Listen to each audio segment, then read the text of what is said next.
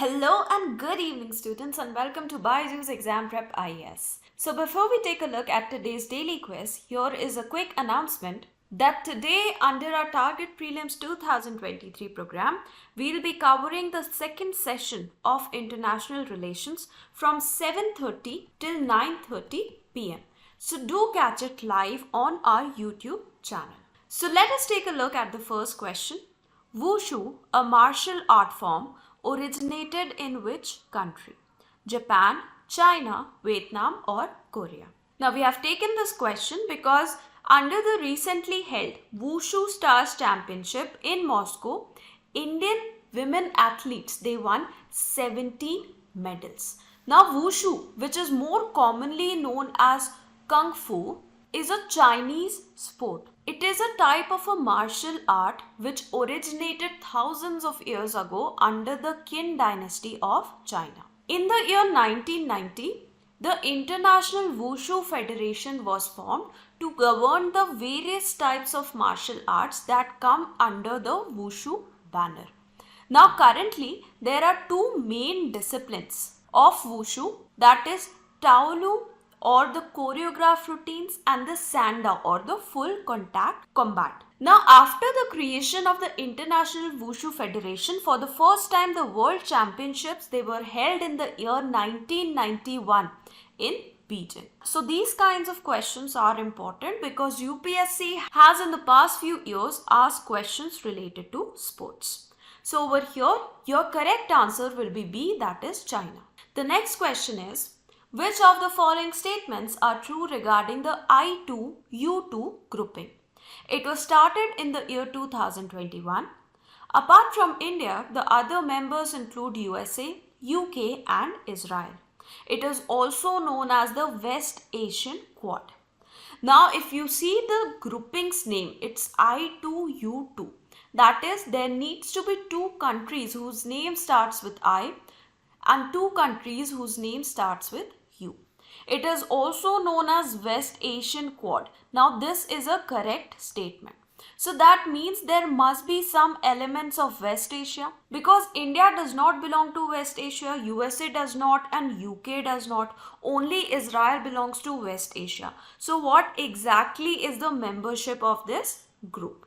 Now please note that India is a member of this group and recently the National Security Advisor of India, Mr. Ajit Doval, he met with the counterpart National Security Advisors of the I2-U2 group. Now I2-U2, it is made up of India, Israel, USA and UAE. So it is not UK, it is UAE that is a part of this grouping. The grouping was conceptualized in the year 2021 during the meeting of the foreign ministers. Now officially, the group is aimed to encourage joint investments in 6 mutually identified areas. What are these areas? Water, energy, transportation, space, health and food security. Unofficially, this grouping will try to counter the increasing influence of China in this region.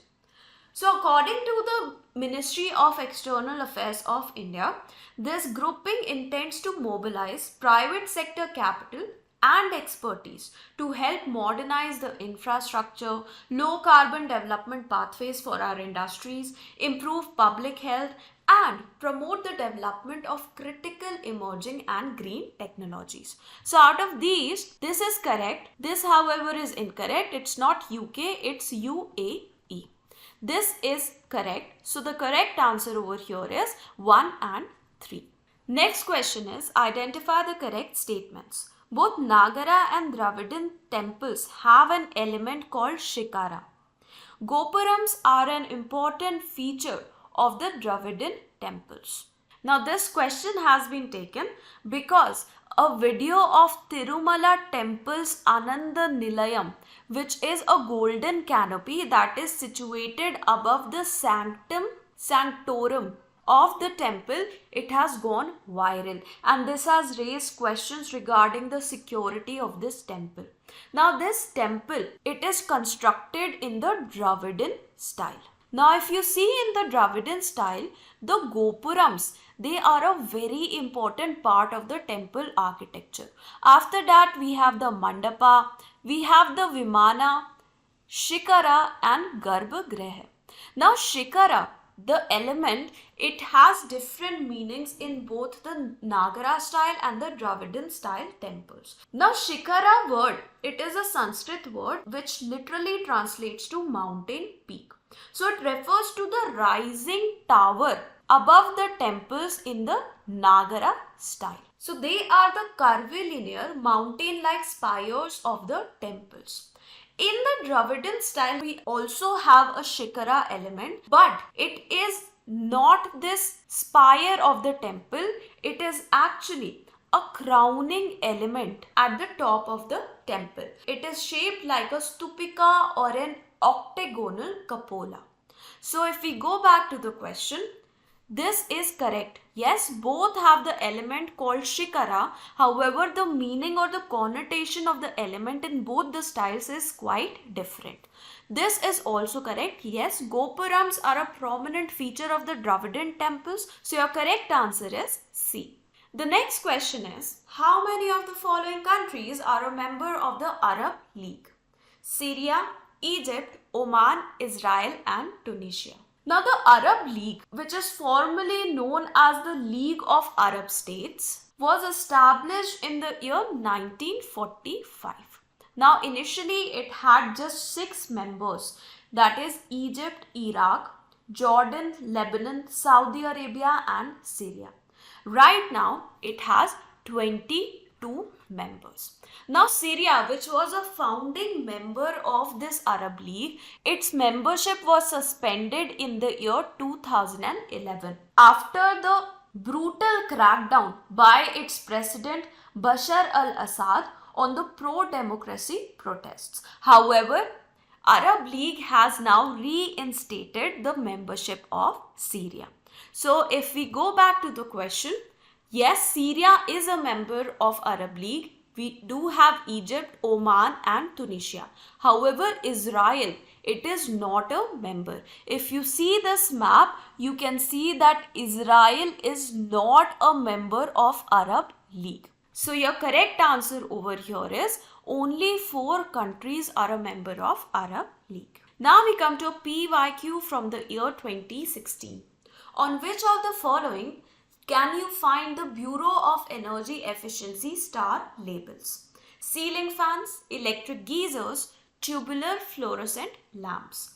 Now Bureau of Energy Efficiency, which works under the Ministry of Power, it has the star labeling program under the Energy Conservation Act of the year 2001. In order to improve energy savings and cost saving potentials of the various appliances. Now under this program, devices are rated on a scale of 1 to 5 stars, with 1 being the least and 5 star being the highest rating with regards to energy efficiency of those appliances. Now please note that these ratings are valid only for a specific period as notified by the Bureau of Energy Efficiency. The BEE keeps updating the star ratings from time to time. So any appliance that was, for example, bought in the year 2021 and it had a 5-star rating at that time, it could be downgraded to a 4-star rating in the year 2023, depending upon how the Bureau of Energy Efficiency has updated the rating parameters. Now, as of now, the Bureau of Energy Efficiency has stated these ratings for 11 mandatory and 19 voluntary appliances. Out of these, all these 3 appliances, they require the star labelings. So the correct answer is D. Now we come to the fact of the day, which is about the Cyber Surakshit Bharat. Now the National E-Governance Division, it is conducting a capacity building scheme, that is the CISO Deep Dive Training Program under the Cyber Surakshit Bharat between 8th to 12th May 2023. This will be attended by participants from central line ministries and states and union territories. Now first let us take a look at what is Cyber Surakshit Bharat. Now this is an initiative by the Ministry of Electronics and Information Technology, which has been conceptualized with a mission to spread awareness regarding cyber crimes and build capacities of the CISOs, Chief Information Security Officers, as well as the frontline IT officials all across the government departments to ensure that adequate safety measures are undertaken to combat this growing problem of cyber crimes. It is necessary that the organizations they defend their digital infrastructures and become future ready in tackling cyber attacks. Now under this initiative, deep dive training programs are organized in a PPP format. Now under these training programs, the main aim is to educate and enable the Chief Information Security Officers or the CISOs to understand cyber attacks comprehensively and thoroughly, get necessary exposure in latest technologies of safeguard, and translate the benefits of a resilient e-infrastructure to individual organizations and the citizens. Now this training, it also focuses on providing a holistic view of the legal provisions. So apart from latest technology, even legal provisions, in order to help the CSIOs to formulate policies in the domain of cyber security and build concrete cyber crisis management plans. So that is all about today's daily quiz. I hope you were able to understand all the concepts discussed over here. Do not forget to tell us in the comments how many questions were you able to guess correctly. So thank you very much and have a very good day ahead.